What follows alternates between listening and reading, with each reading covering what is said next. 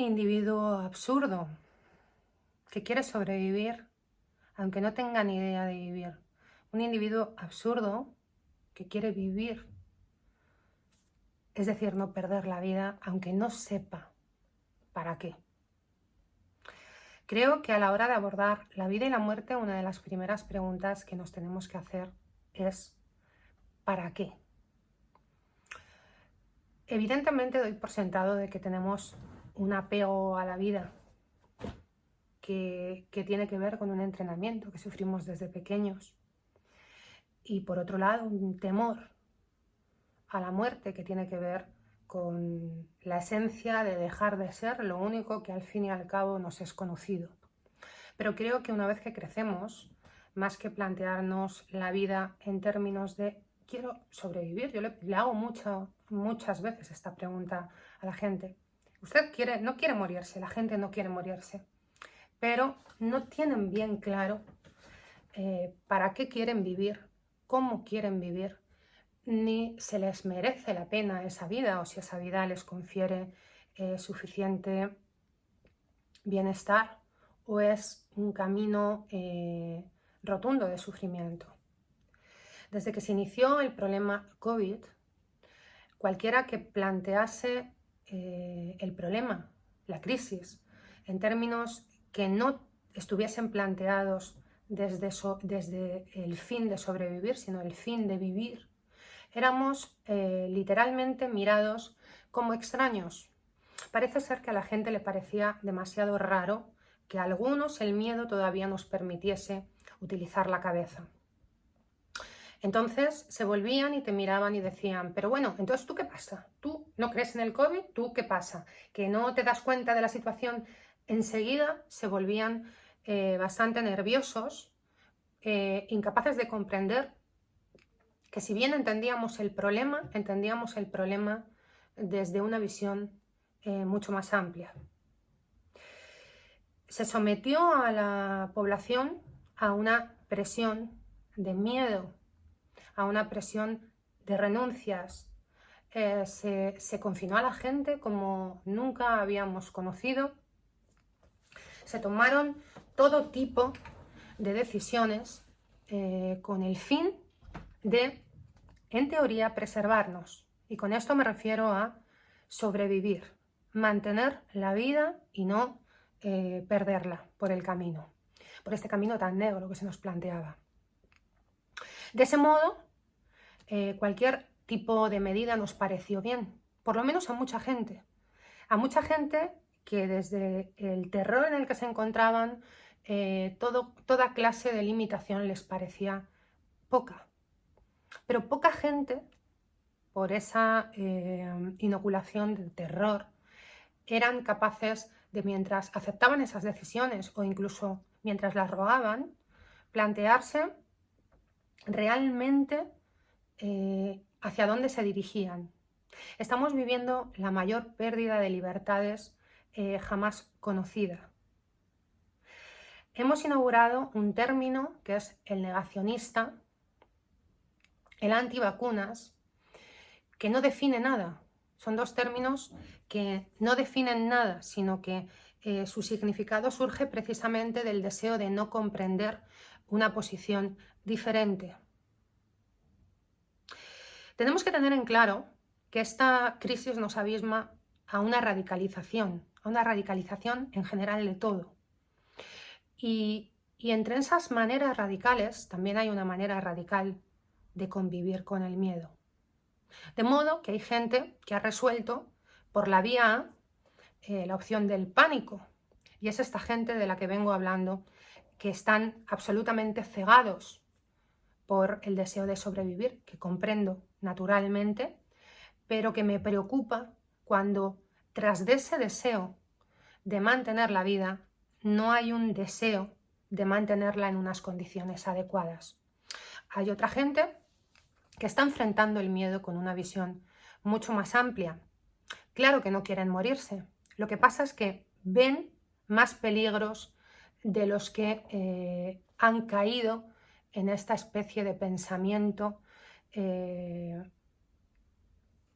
mágico casi, donde todos los peligros anteriores o que puedan devenir de las medidas desaparecen y lo único que importa es eso, mantener la vida. Resulta que estos de la opción B pueden estar pensando en términos de otras cosas que son importantes, como son los derechos individuales y las libertades.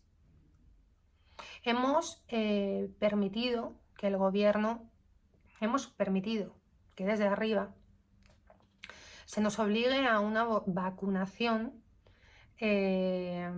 para la que no se han cumplido los plazos suficientes para conocer efectos secundarios.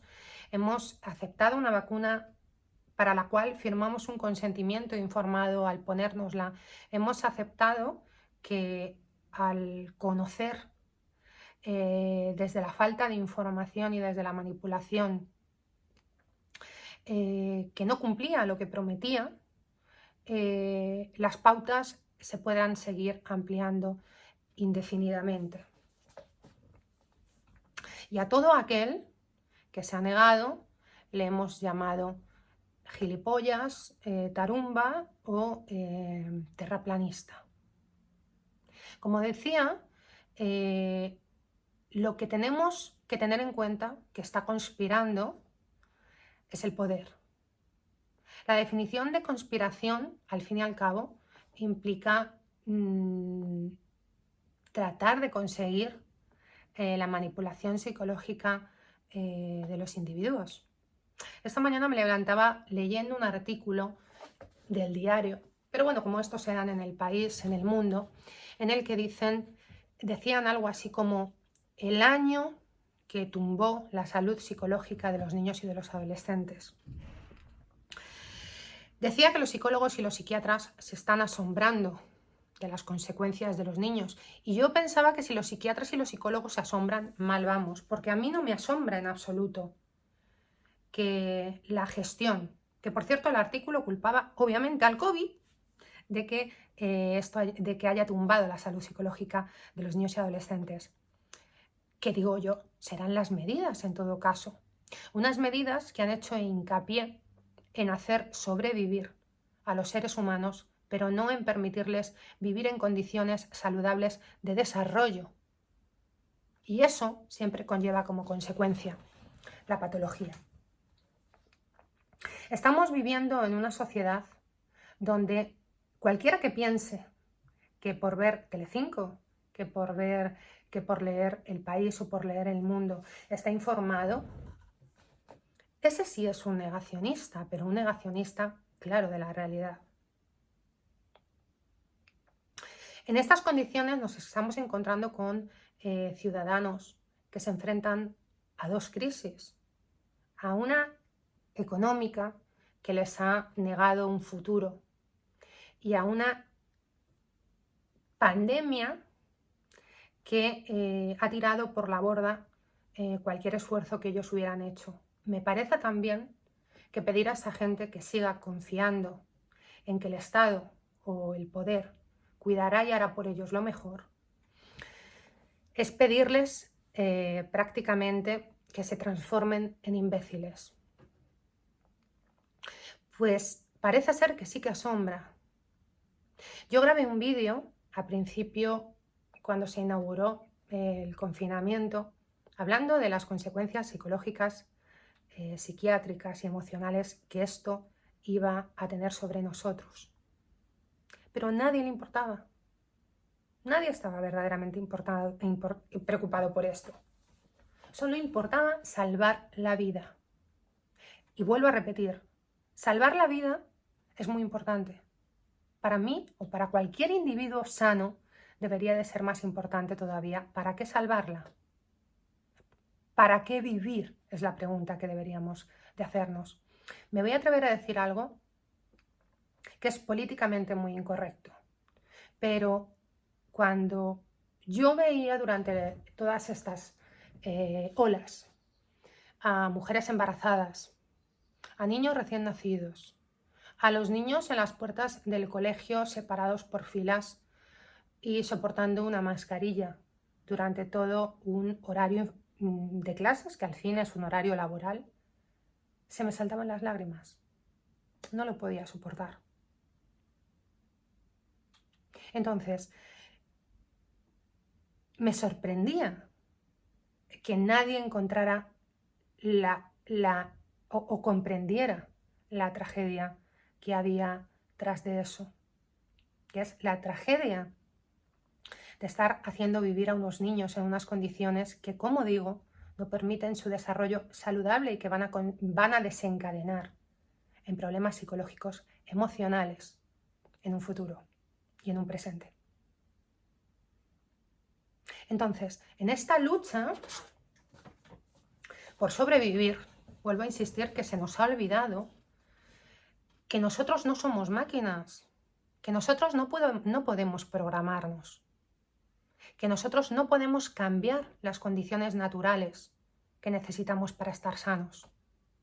Hemos creído que podríamos sobrevivir confinados el tiempo que fuera necesario, como si mañana nos vuelven a confinar.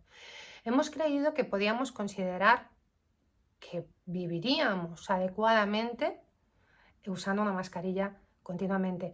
Hemos asumido que podríamos sobrevivir sin contacto, porque el otro se ha transformado en un peligro, en una mentalidad paranoide desatada por esta crisis. El otro es un peligro al que no me quiero acercar o del que quiero conseguir algo sin contaminarme. Hemos creído que podemos vivir sin relacionarnos, tocándonos. Y yo me pregunto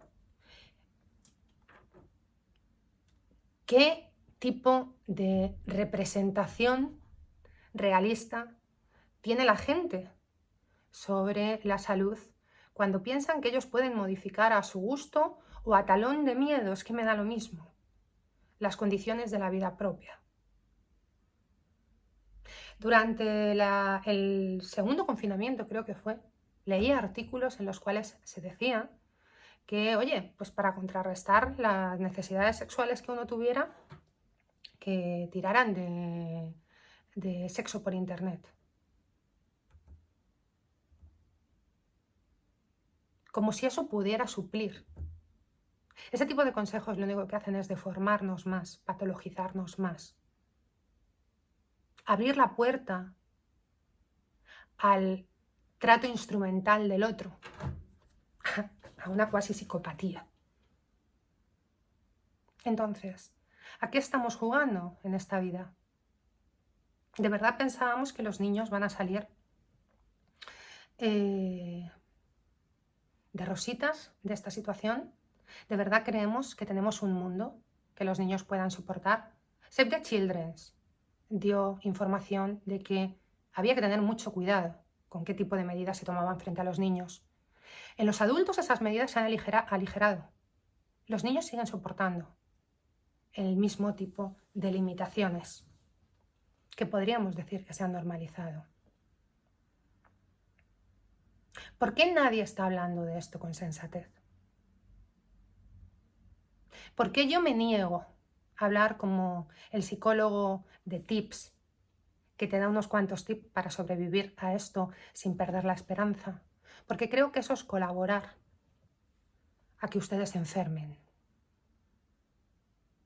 Porque yo no quiero ser una pieza más de un sistema corrupto que nos está enfermando y que lo último que hace, de verdad, es cuidar de nosotros.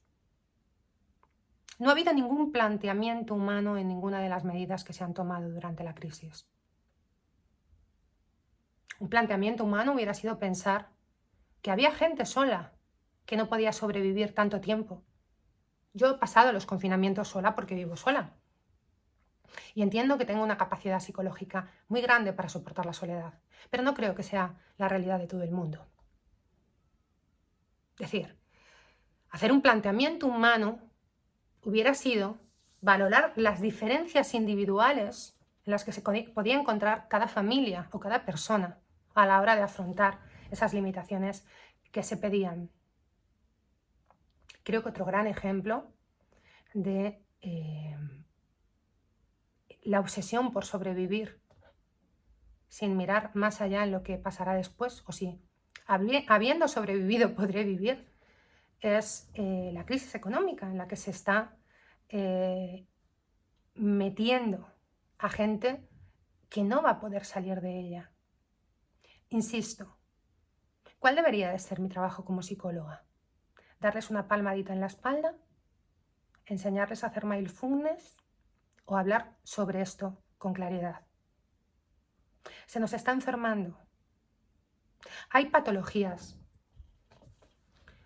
que llegan. No estamos pensando bien, no estamos sintiendo bien, pero no podemos disociar la salud. Y me parece que el hecho mismo de separar la salud psicológica y emocional es lo que hizo nuestro propio gobierno, los poderes. Tratarnos como robots, que podemos ponernos un programa y hacerlo todo por sobrevivir. No podemos disociar lo social de lo individual. Y la pregunta que deberíamos de estarnos haciendo es si dentro de una sociedad como la nuestra, ¿acaso se puede sobrevivir con salud? ¿Se puede sobrevivir sin perder toda salud psicológica o emocional? Y una pregunta mucho más importante, ¿cómo puede hacerlo un niño? Es decir, ¿qué va a ser de esos niños? Y otra pregunta bastante importante, ¿qué está siendo de los ancianos? Muchos ancianos, por cierto, en este amor por protegerles han encontrado el momento adecuado para abandonarles del todo, porque muchos de ellos a medias ya lo estaban. Reparemos sobre lo que estamos haciendo. Porque ya de otro lado está el tema de vacunarse, no vacunarse. Yo soy una defensora de la libertad, entonces me parece bien que cada uno haga lo que le dé la gana. Pero por eso mismo me parece bien que cada uno haga lo que le dé la gana desde la información a la que desee acceder. Porque hay informaciones. Aunque los medios oficiales desde luego no nos los estén dando. Llevamos pidiendo cifras de ingresados vacunados frente a cifras de ingresados no vacunados y todavía no se ofrecen. Pero creo que debemos de parar con la agresión, con el derecho a insultar, a desacreditar a aquellos que deciden no hacerlo, porque están mirando esta crisis de una manera diferente, porque tienen más miedos que el morir de COVID. El miedo a la pérdida de libertad, el miedo a quedar controlados, literalmente, por el poder. El miedo a ser reducidos en su voluntad. El miedo a inocularse algo que, hablando en claro, no sabemos del todo lo que es. El miedo a los efectos secundarios, que me parece también muy legítimo. Porque lo mínimo que se debería de haber hecho en todo caso es un estudio individual.